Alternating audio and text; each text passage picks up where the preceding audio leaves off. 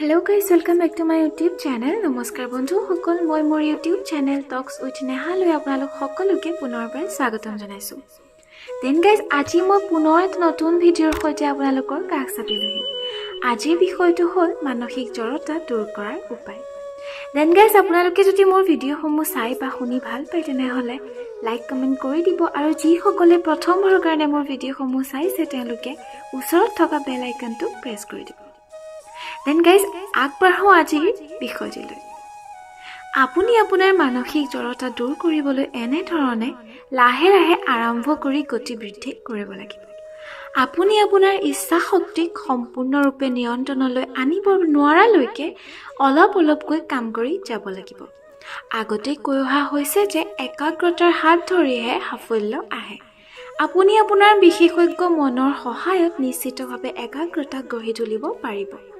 যিসকলে বিপুল সম্পদ আহৰণ কৰিছে তেওঁলোকে ঠিক এইদৰে এই পদ্ধতিতেই কাম কৰি সাফল্যৰ শিখৰ চুইছিল। তেওঁলোকে আত্মশক্তিক কামত খটুৱাই একাগ্ৰতা গঢ়ি তুলিছিল। যিসকল মানুহে একাগ্ৰতাৰ অনুশীলন কৰে তেওঁলোকে জীৱনত কেতিয়াও ব্যৰ্থতাৰ মুখ চাবলগীয়া নহয়।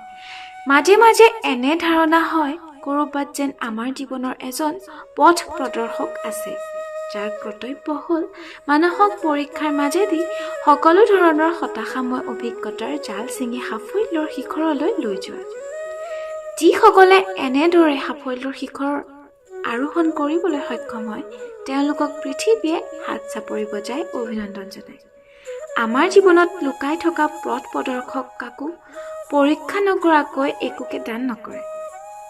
যিসকলে জীৱনৰ বাটত একাগ্ৰতাৰে আগুৱাই যাব নোৱাৰে তেওঁলোক হতাশাত ভাগি ছিগি চুৰমাৰ হৈ যায়। আনহাতে যিসকলে একাগ্ৰতাক সাৰথি কৰি আগুৱাই লৈ যায় তেওঁলোকে সাফল্যৰ উচ্চতম শিখৰ আহৰণ কৰিবলৈ সক্ষম হয়। Then guys, মানসিক জড়তা দূৰ কৰিবৰ বাবে আমাৰ জীৱনত আমাৰ মনত একাগ্ৰতাৰ প্ৰয়োজন হয়। Then guys, আপোনালোকে মোৰ ভিডিঅ'টো চাই বা শুনি আজি কেনে পালে এটা লাইক কৰি দিব, এটা কমেণ্ট কৰি দিব আৰু যিসকলে প্ৰথমবাৰৰ কাৰণে চাইছে তেওঁলোকে লাইক কমেণ্টৰ লগতে ওচৰত থকা বেল আইকনটো প্ৰেছ কৰি দিব। এনে ধৰণৰ নতুন নতুন ভিডিঅ'সমূহ পাবলৈ মোৰ চেনেলটো ছাবস্ক্ৰাইব কৰি দিব আৰু ওচৰত থকা বেল আইকনটো প্ৰেছ কৰি দিব।